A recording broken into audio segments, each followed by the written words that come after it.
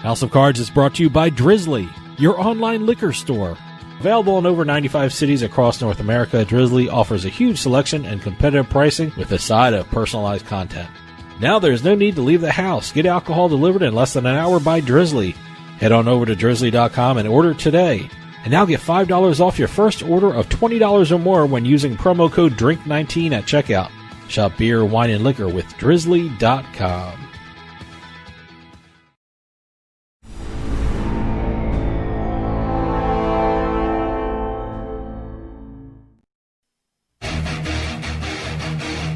Ladies and gentlemen, boys and girls, You're listening to House of Cards. Today, the game is different. I want to gamble. Gambling is a very serious business. Is that clear?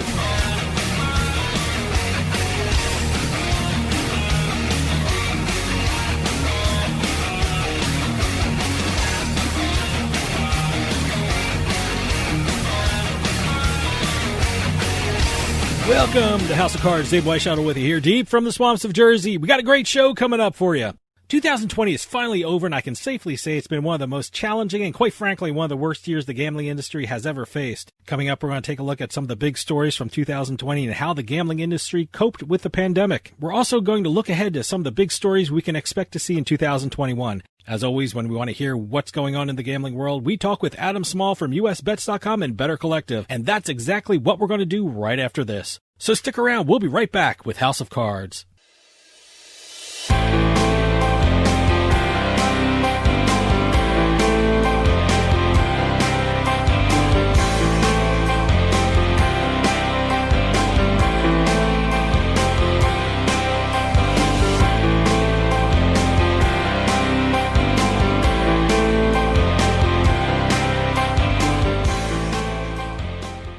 I owed the IRS $10,000.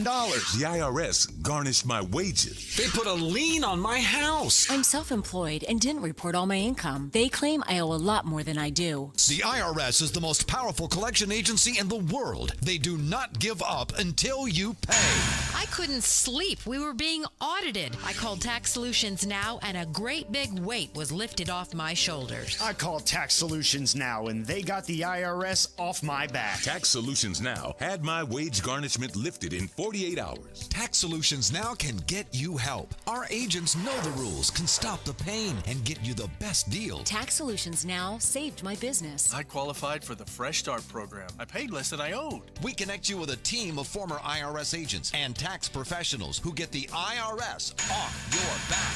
Time is running out. Call Tax Solutions now. Call 800-297-9788. 800-297-9788. Psst. Yeah, you. Come here. Haven't you heard? We don't need to hide anymore. Now, we can shop privately for adult products at adamandeve.com. They've got massage oils, lingerie, and lots more we can't mention here. Use offer code SPICE404. They'll give you 50% off almost any one item, 3 free DVDs, free mystery gift, and free shipping. That's 50% off, free shipping, and more. Private shopping starts at adamandeve.com.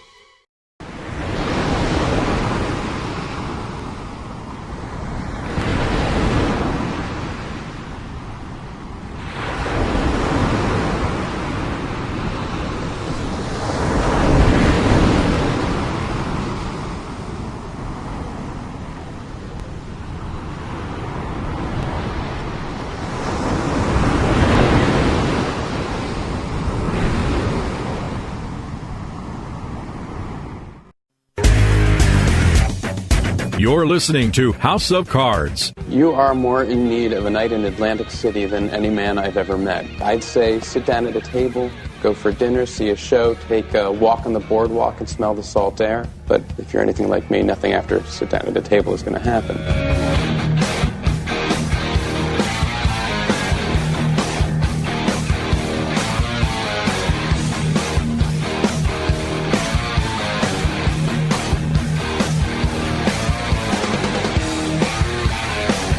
Welcome back to House of Cards. Dave Weishaupt with you. 2020 is finally gone. I'm sure I can speak for a lot of people when I say I'm glad it's over. But a new year is here, and already we have a couple of states ready to make their mark in the gambling market. And sports betting, of course, is still the hot gambling topic in the news. And when we want to find out what's happening in the gambling world, we get a hold of one of our favorite guests from USBets.com and Better Collective. We have Adam Small on the line. Adam, thanks for joining us. Awesome to be back, as always, for the first time in 2021. Great to be with you. Oh, it's great to have you. And I'm not speaking out of school when I say, without a doubt, 2020 has been one of the most challenging years in the gambling industry has ever faced. I mean, certainly we can look at the revenue numbers, we can take a look at the jobs lost, but as we sit here in January and the pandemic's still going on, do we really even have a clear view of the damage that's been done to the gambling industry last year? Do we have to wait a little while until the analysts really tell us what really happened to the gambling industry in the last year? Yeah, I think there's going to be some kind of, I don't want to use the word autopsy. That would be wrong here because, no one died and the industry's not going to die. But there's definitely extensive short and long-term damage, I think, to certainly to the brick and mortar gambling industry, to the venues that demand that a lot of people spend long periods of time inside and heavily air-conditioned buildings with, it's just a recipe for a lot of problems during a pandemic with an airborne illness. And so, I mean, everything's understandable, but I think the job loss and economic pain suffered by people who depended on this industry is immense. As far as the specifics of it, being a guy that follows primarily the online gambling and sports betting industry, we've actually seen a lot of growth in the past year, sort of, I guess, maybe somewhat counterintuitively.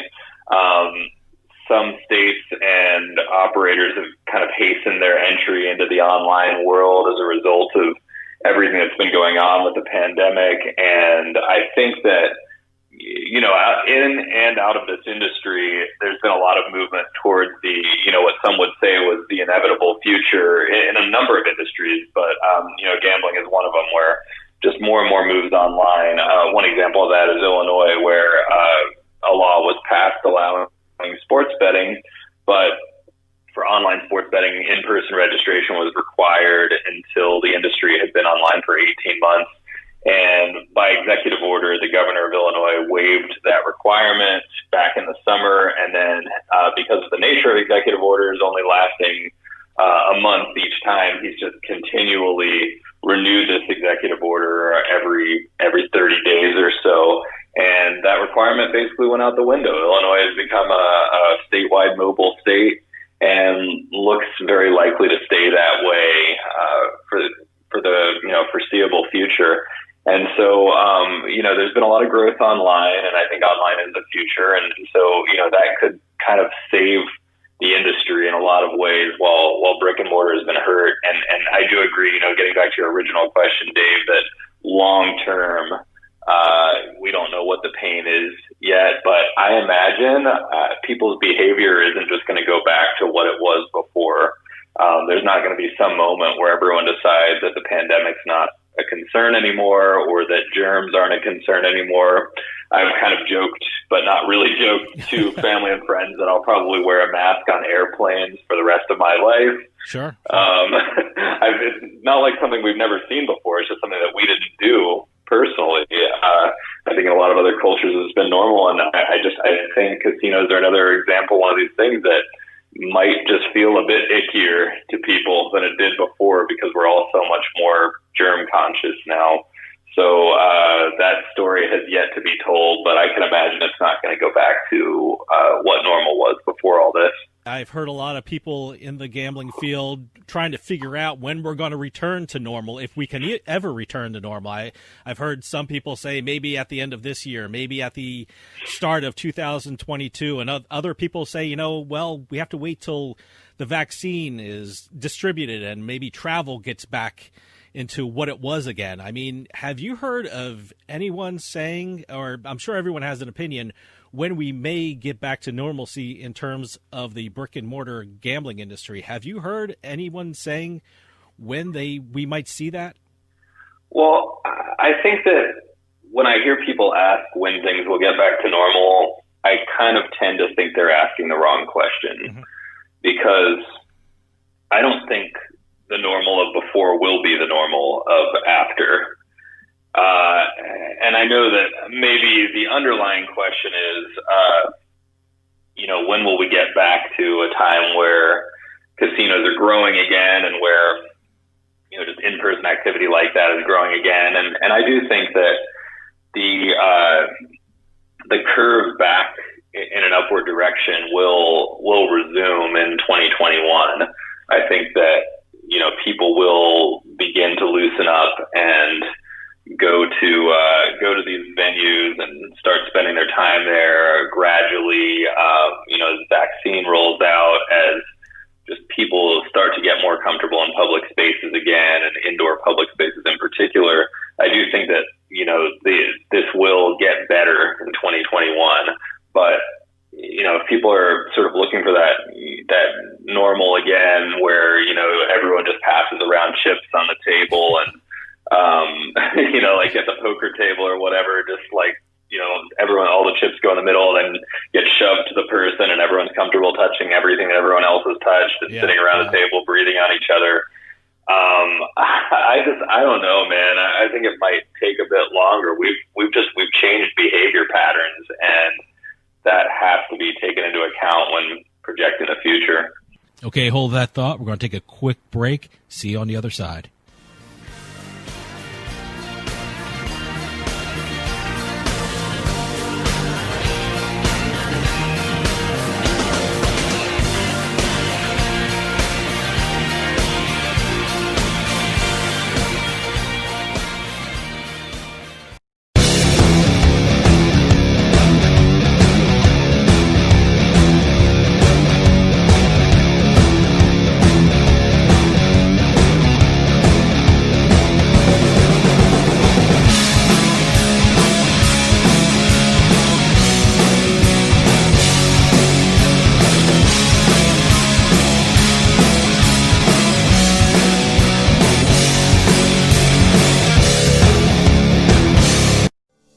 Attention seniors with Medicare.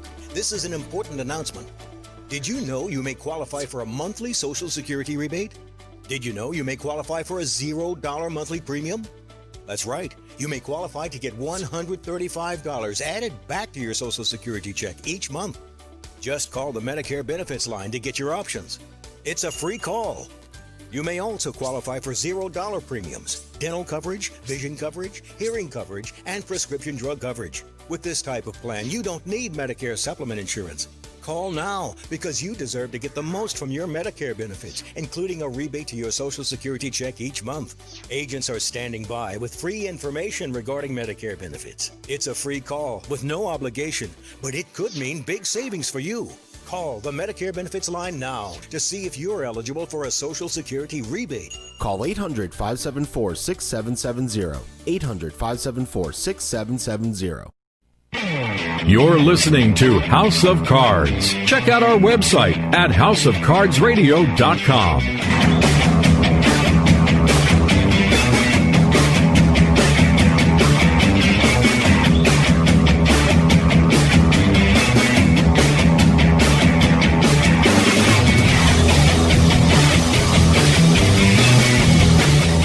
Welcome back to House of Cards. Dave Weishottle with you. House of Cards is brought to you by Drizzly, your online liquor store.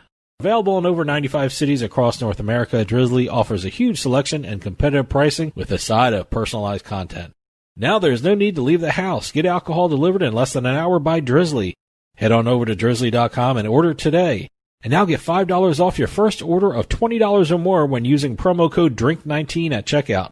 Shop beer, wine, and liquor with drizzly.com. For those of you just joining us, I am talking with Adam Small from USBets.com and Better Collective.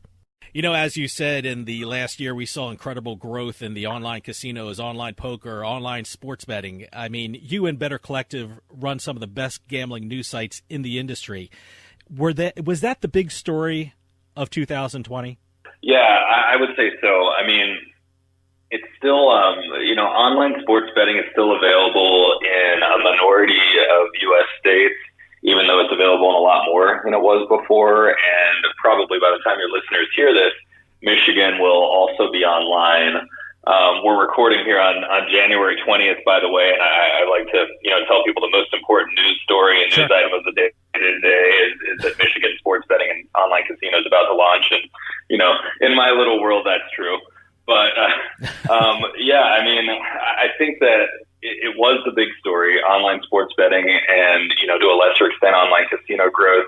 But a bigger part of that story is still just that so much of the country doesn't have it.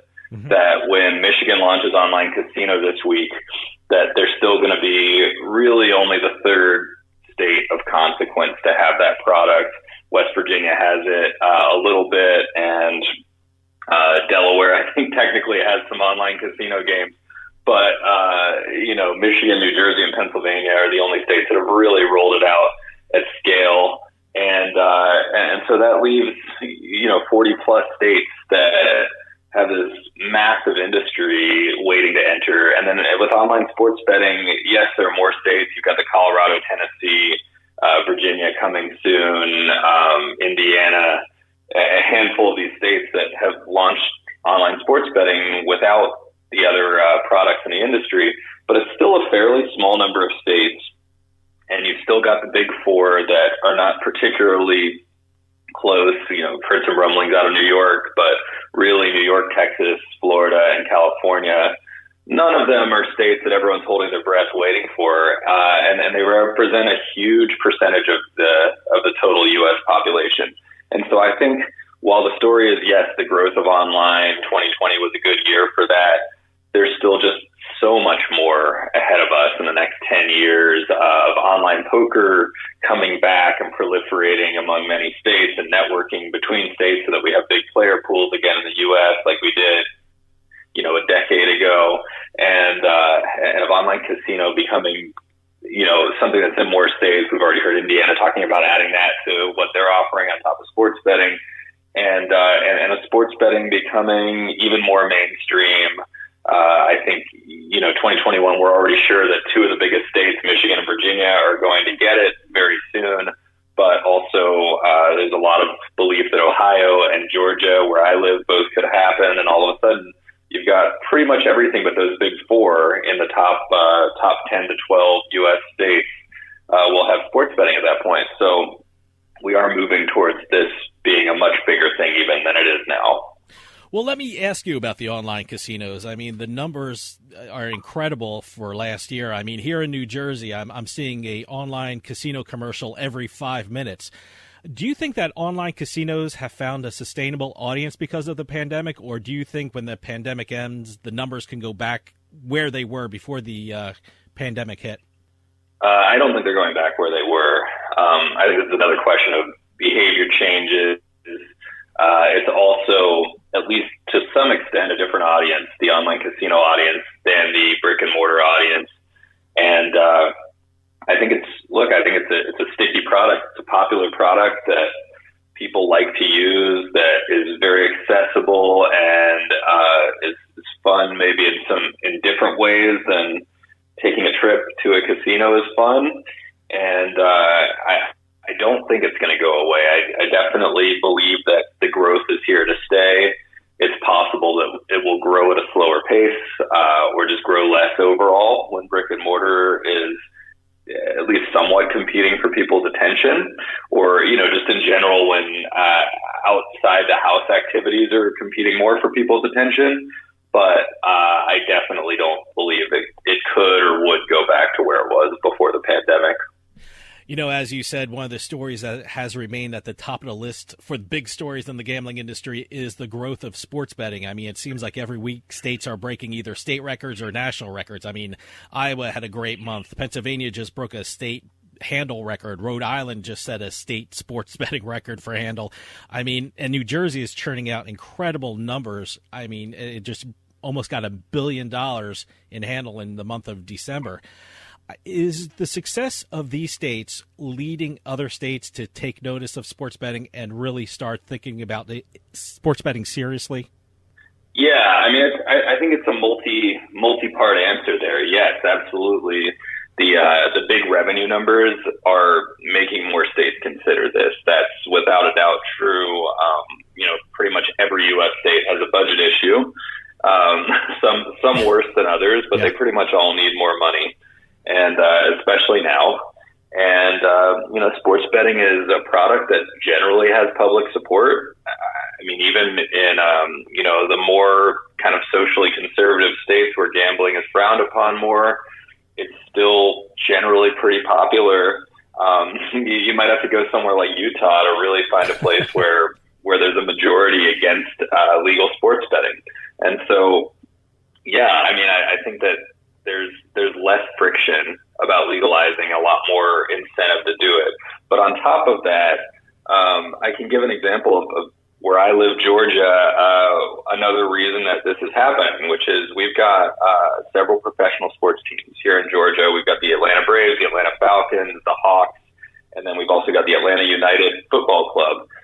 All of these teams are very popular and powerful in local and state politics, and they've all come out in support of legalized sports betting. So at the end of the day, when the state politicians, the legislators look at this issue and look at the bills that have been introduced, because a bill has already been introduced here in Georgia for this year, they have to think, well, who all is really out there against this? Like, who's going to punish us politically for passing this versus, which groups are going to reward us politically? And at the end of the day, I think that they're going to be happy to know that what they're doing is supported by the sports industry, by the local sports teams, by most of the population, at least around Atlanta, which is the majority of the state population is in the Atlanta area.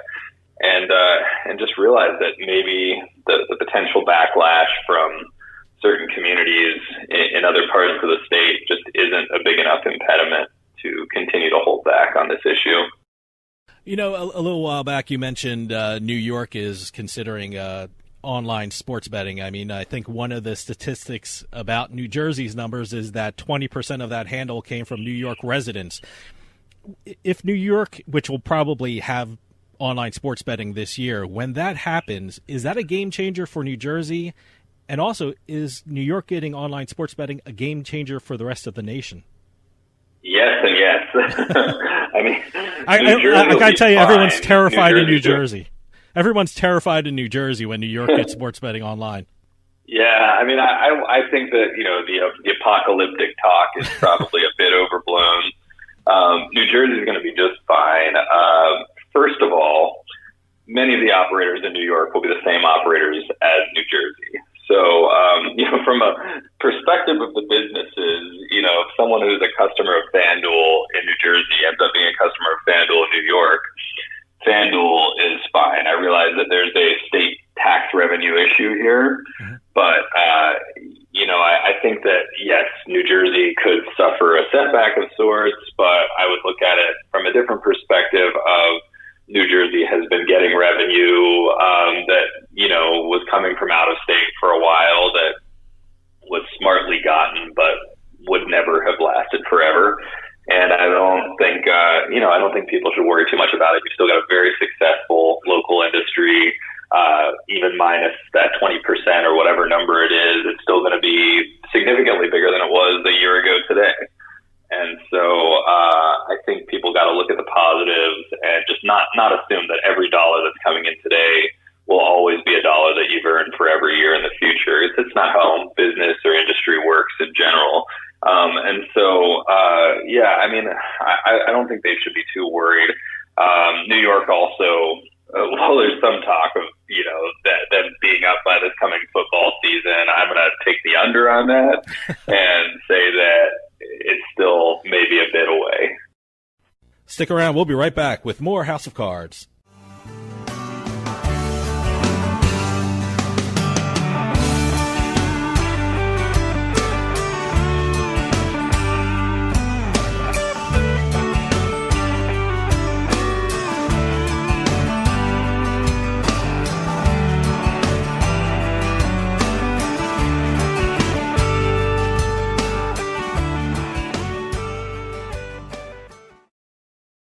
owed the IRS $10,000. The IRS garnished my wages. They put a lien on my house. I'm self-employed and didn't report all my income. They claim I owe a lot more than I do. The IRS is the most powerful collection agency in the world. They do not give up until you pay. I couldn't sleep. We were being audited. I called Tax Solutions Now, and a great big weight was lifted off my shoulders. I called Tax Solutions Now, and they got the IRS off my back. Tax Solutions Now had my wage garnishment lifted in 48 hours. Tax Solutions Now can get you help. Our agents know the rules, can stop the pain, and get you the best deal. Tax Solutions Now saved my business. I qualified for the Fresh Start program. I paid less than I owed. We connect you with a team of former IRS agents and tax professionals who get the IRS off your back. Time is running out. Call Tax Solutions now. Call 800-297-9788. 800-297-9788. Hey, this is Dave Weishuttle from House of Cards with your House of Cards gaming report for the week of January 25th, 2021. According to the New Jersey Division of Gaming Enforcement, the state's online casino and poker industry reached a revenue record for the month of December. The DGE reported almost $99.5 million in iGaming revenue, more than doubling the revenue from December of 2019. Total online gaming revenue came within $30 million of the $1 billion mark for the year. The opening date has been announced for Philadelphia's newest casino. Live Casino and Hotel Philadelphia will open on February 11th. The 510,000 square foot property will have over 2,000 slot machines, 121 table games, a poker room, and a FanDuel branded sportsbook. Live Philly is owned and run by the Cordish Company, which also owns Live Casino Maryland and Live Casino Pittsburgh. And finally, the oldest casino in Las Vegas is celebrating a birthday. The Golden Gate Casino on Fremont Street is 115 years old. The property was opened by J.F. Miller in 1906 as the Hotel Nevada, with rooms going for $1 a day. Owner Derek Stevens said, quote, "It's the oldest building in Las Vegas. I think that's pretty cool." We think it is too. Happy birthday, Golden Gate, from all of us at House of Cards. Have any news or tips regarding casinos, gaming, or legislation? Send us an email at newsroom@houseofcardsradio.com and follow us on Twitter at HOC Radio.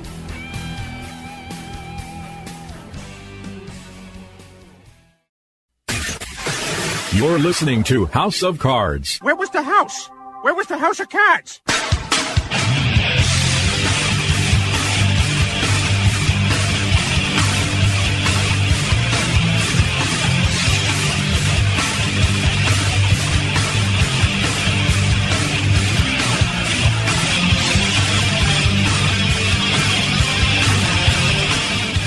Welcome back to House of Cards. Dave Weishuttle with you here. House of Cards is brought to you by Drizzly, your online liquor store.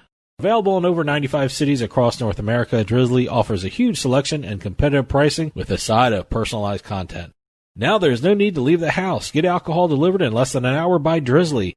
Head on over to drizzly.com and order today. And now get $5 off your first order of $20 or more when using promo code DRINK19 at checkout. Shop beer, wine, and liquor with drizzly.com. For those of you just joining us, I am talking with Adam Small from USBets.com and Better Collective. You know, when we talk about online sports betting and online gaming, we have to talk about Michigan. And by the way, we want to welcome all our new listeners on WKMI Kalamazoo Talk Radio 1360. Got to say hi to everyone in Michigan. Talk to me about Michigan. I mean, we're recording this, like you said, in January 20th. So as we speak, sports betting actually could go live before this is even brought out to the radio airwaves.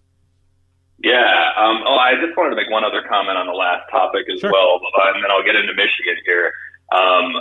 You were asking about how New York affects the nation as a whole, and I think I would just say briefly that New York is the state.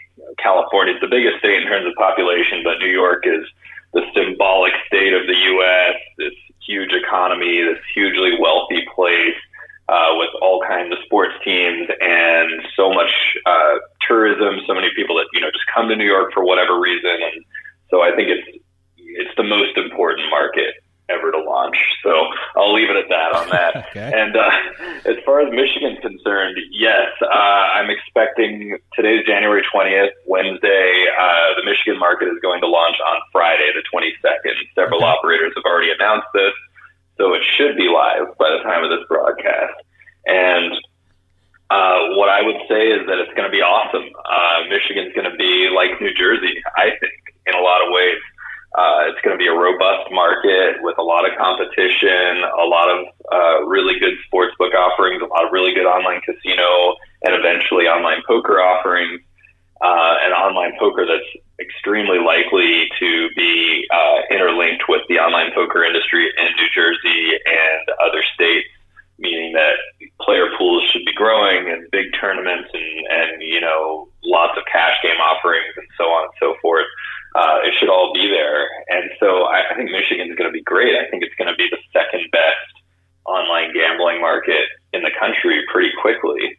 And that's exciting if you're in Michigan and you're into this stuff, or if you're in the business. So, we were actually, I guess it was 2 years ago now, that the Michigan legislature passed a law, and then right before the end of the year, Governor Rick Snyder at the time vetoed it, and it was too late for the legislature, which actually did have a veto override majority for this. They didn't even have time to come back and override the veto. It was kind of strategically planned this way, I guess, and so we had to wait a whole extra year, and that was disappointing. But I remember even at that time, which was a little over 2 years ago now, I was so excited about Michigan because I thought it was just set up so well for success. The way the law was structured, just the way that state is in general, with all the sports enthusiasm there and everything else. I really feel a lot of positive vibes coming from that direction. It's a state I actually haven't visited in a while, and I'm thinking about taking a trip up there to check everything out once travel becomes normal again. So, could bring at least one tourist to the state. But no, I'm really feeling good about it. I think people will see very quickly that there's going to be a lot on offer for customers.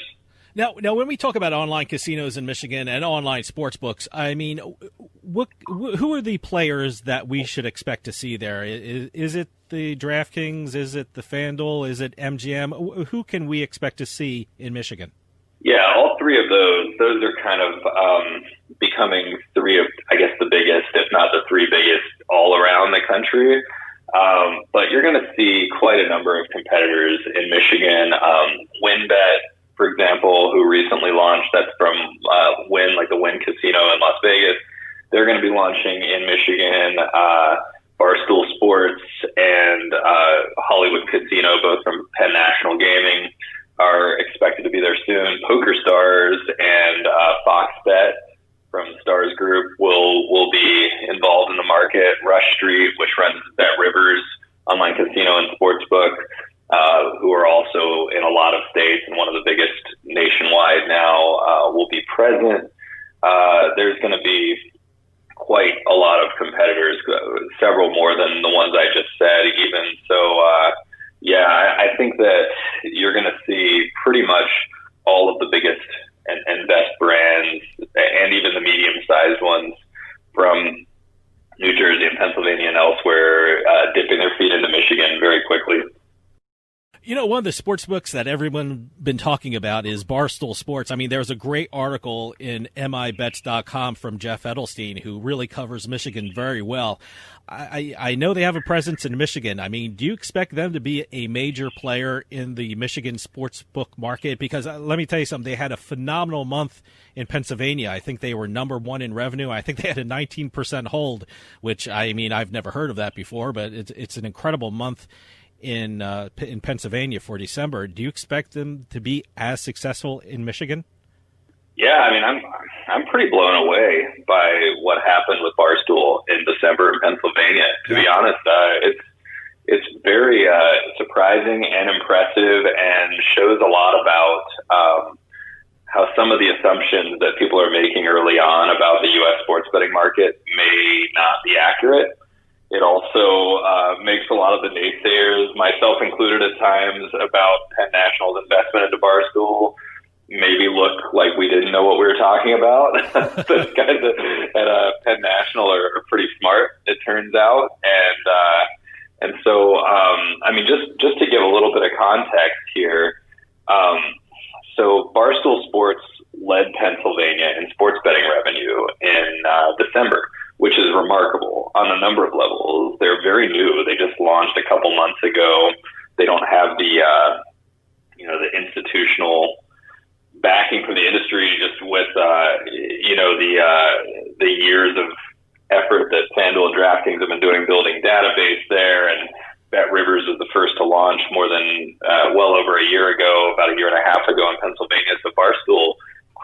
up and passed all those guys in terms of revenue.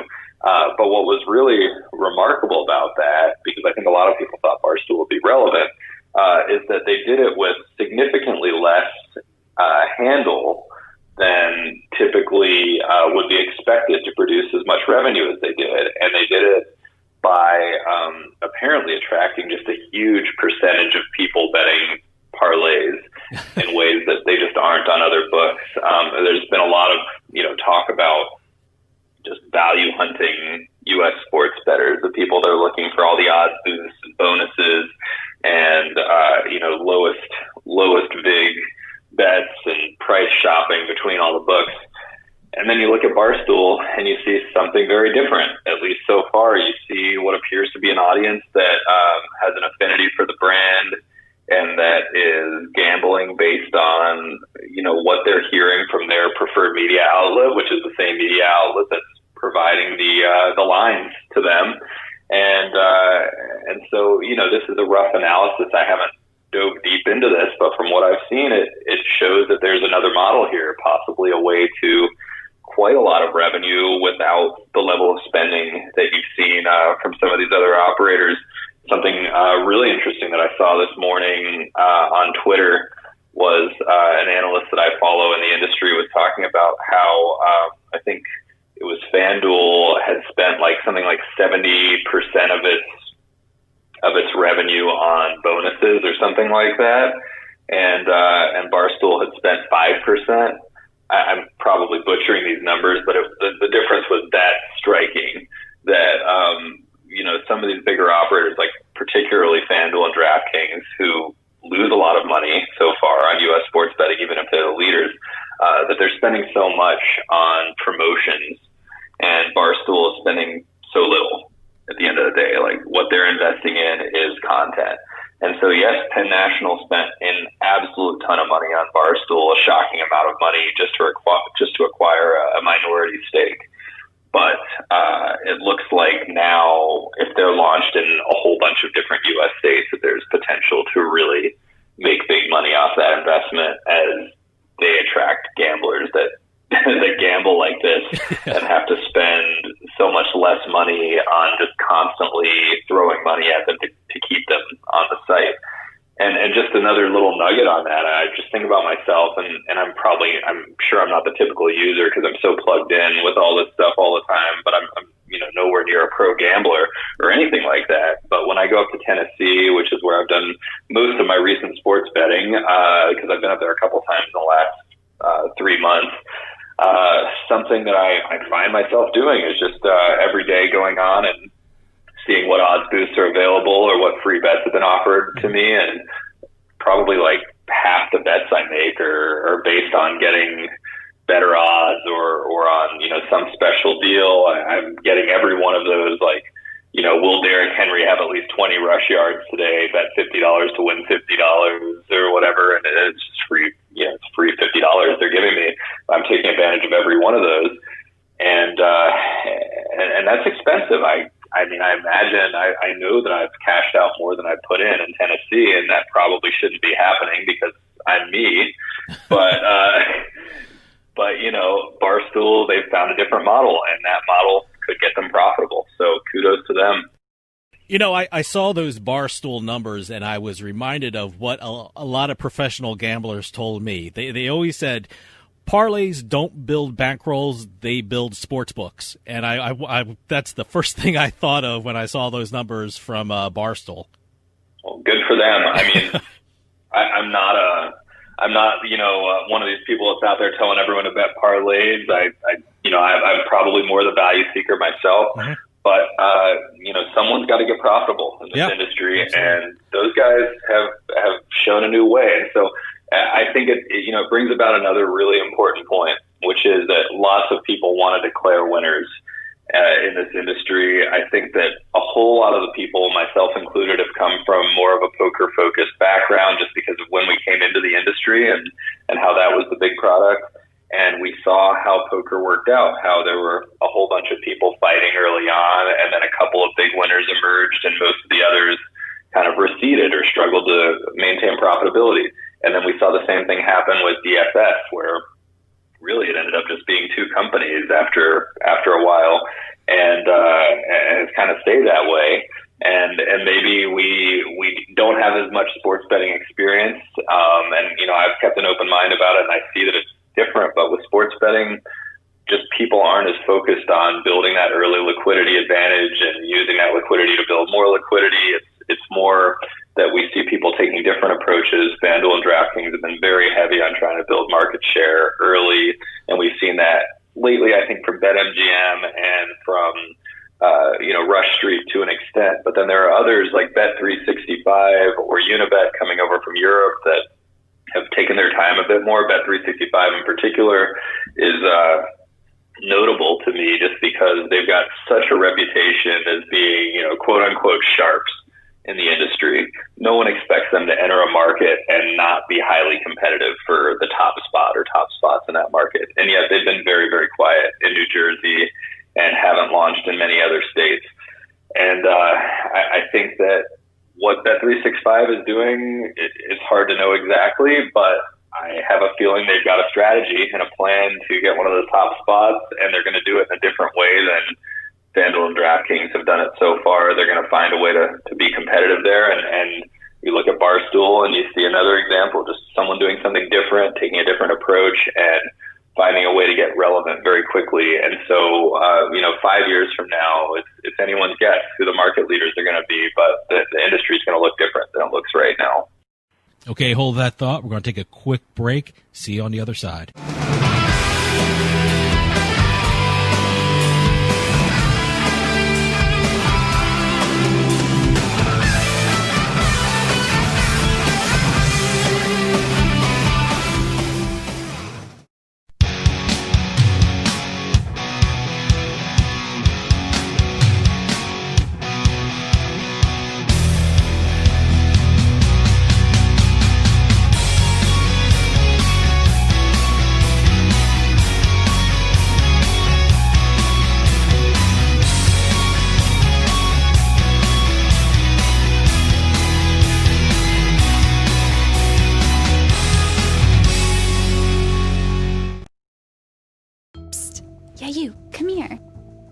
Haven't you heard?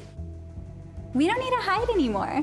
Now, we can shop privately for adult products at adamandeve.com. They've got massage oils, lingerie, and lots more we can't mention here. Use offer code SPICE404. They'll give you 50% off almost any one item, 3 free DVDs, free mystery gift, and free shipping. That's 50% off, free shipping, and more. Private shopping starts at adamandeve.com. Now that we're home more than ever, we need to feel safe. Call it a sign of the times or the world we now live in. What do you want to keep safe? The people in your life? What do you want to protect? Your possessions, the things that belong to you, the things that you've worked hard for. Wouldn't it be nice to have tested, trusted 24/7 protection?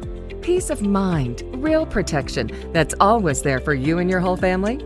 Well, now you can with one of our state-of-the-art home security systems. Everyone thinks their home is safe until the unexpected happens.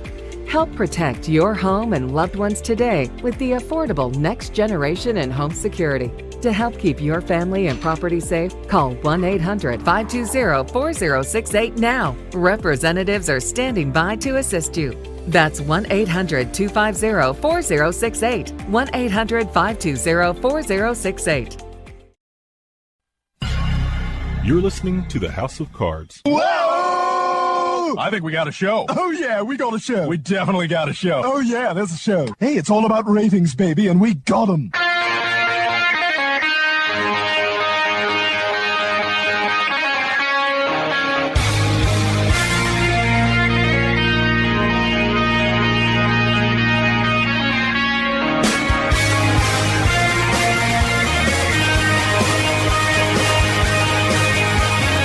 Welcome back to House of Cards. Dave Weishaupt with you here. House of Cards is brought to you by Drizzly, your online liquor store. Available in over 95 cities across North America, Drizzly offers a huge selection and competitive pricing with a side of personalized content. Now there's no need to leave the house. Get alcohol delivered in less than an hour by Drizzly. Head on over to drizzly.com and order today. And now get $5 off your first order of $20 or more when using promo code DRINK19 at checkout.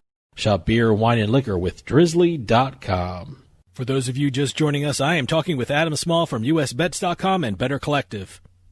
I want to ask about another state that's going to start with sports betting, and that's Virginia. What will sports betting look like in Virginia when it finally starts up? It's going to be another good market, I think. Of course, it doesn't have online casino and poker like Michigan does, but it's a big state and a wealthy state, and, will attract a lot of that DC market, which is very underserved currently by the lottery monopoly in Washington.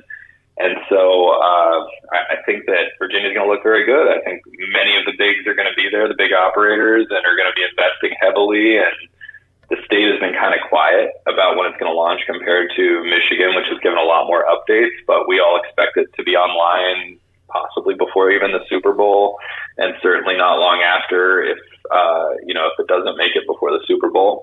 And I think the market is going to be solid and competitive. And I actually saw they're advancing a bill now to expand the number of sportsbook licensees, which is already, I believe, at 12, and they're looking to expand it even further. So there should be quite a bit of competition for what is, I think, the 10th or 11th biggest population in the country, and I think also top 5 in terms of wealth per capita. So I would expect it to look, in some ways like New Jersey, at least in terms of the demographics. It doesn't have the gambling background. The state doesn't have the gambling background New Jersey has, and it doesn't have New York City right there.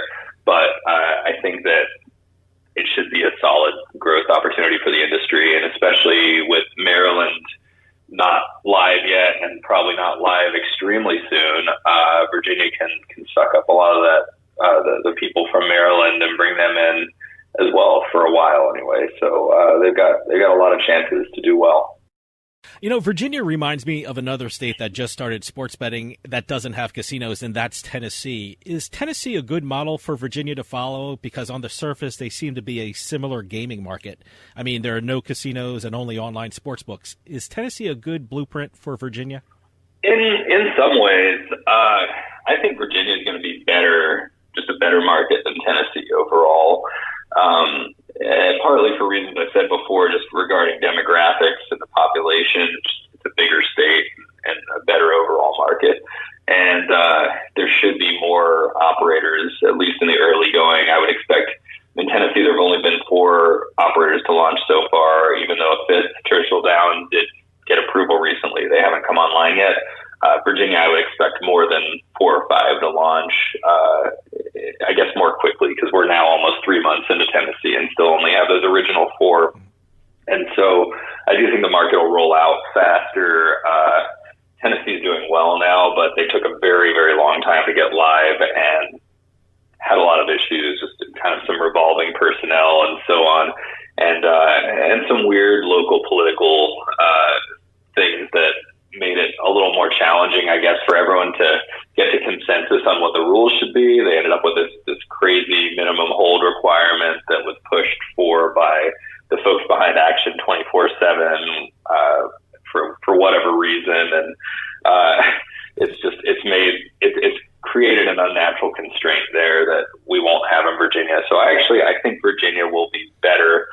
You're right that it's similar and that the lottery is regulating it, and that there's no other real gambling products, I guess, other than the lottery. But I think it's going to be a bit different and a little better in terms of competitiveness and early market offering. Where is Virginia right now with regard to sports betting? I mean, when can we expect to see Virginia go live with sports betting? I think before the Super Bowl, but they've been pretty tight-lipped, and it's been hard to get answers on when it's launching. All the focus is on Michigan right now, at least for us, just because we have a firm date that's launching January 22nd, or, by the time people listen to this, it launched January 22nd. Virginia could be any day, though. It could be next week. It could be the week after, or it could be in late February or March, but I think sooner rather than later. Adam, we don't have a lot of time, but I certainly want to get your opinion on a very big story in the gambling industry. Sheldon Adelson has passed away. I mean, a lot of people agree with him, a lot of people disagree with him, but I think everyone can agree that he was a very vocal and influential figure in the gambling industry. In your opinion, what has he meant for the gambling business, and what does his passing mean for the future of gambling, and especially online gambling, which he was not a fan of? Yeah, I'll try to be, I'm not a fan, but I'll try to be somewhat even-handed here and just say that he was certainly an innovator, the guy that was ahead of his time in many ways, in terms of the properties that he built out, the industry growth that he was behind. I think almost everyone I know agrees that the Venetian is a gorgeous property and an amazing property, and that they aggressively pushed growth in Las Vegas, that, by building more and more buildings, even around the time of the recession in the late 2000s, that have really paid off for them, and they've become just a dominant property in Las Vegas and in Macau, as well as I understand, and as well as I believe being the premier convention location, the Sands being the premier convention location in Las Vegas, at least from my perspective.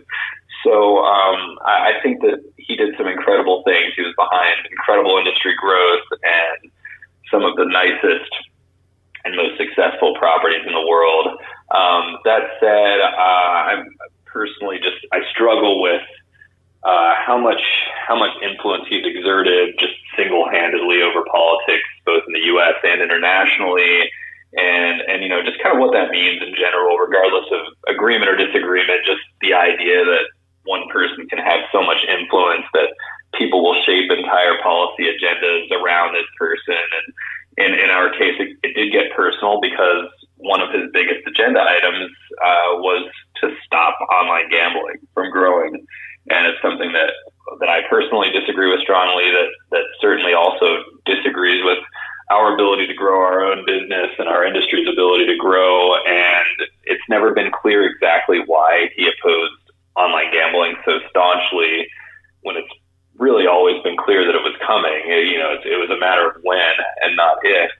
And I think that, Mr. Adelson just kind of made it his prerogative to delay it and obstruct it as long as possible. And it hurt us. It hurt a lot of people close to this industry, those in-between years where there was nothing outside of New Jersey, really, and other states were not passing laws. Adelson was definitely a big factor in that. He was a big factor in the Attorney General's opinion that came out last year that that online gambling violated the Wire Act, and he's a big factor in a number of bills that got introduced but not passed in Congress trying to ban online gambling. And, he really did become like villain number one to our industry. And so, while I respect and admire a lot of what he did, and I think that, in the end he lost out in the online gambling war, it's hard to bring up all the positive feels for the guy when he was so directly in the way of our ability to grow our business for so many years. Adam Small from USBets.com and Better Collective, thanks so much for coming on and keeping us updated on what's going on in the gambling world. As always, you give us great information, and we look forward to having you on next time. Yeah, thanks. It's great to be here again. Well, that'll do it for us this week on House of Cards. If you're going to one of the newly reopened casinos, poker rooms, or sports books, please be safe. We'll see you next time on House of Cards.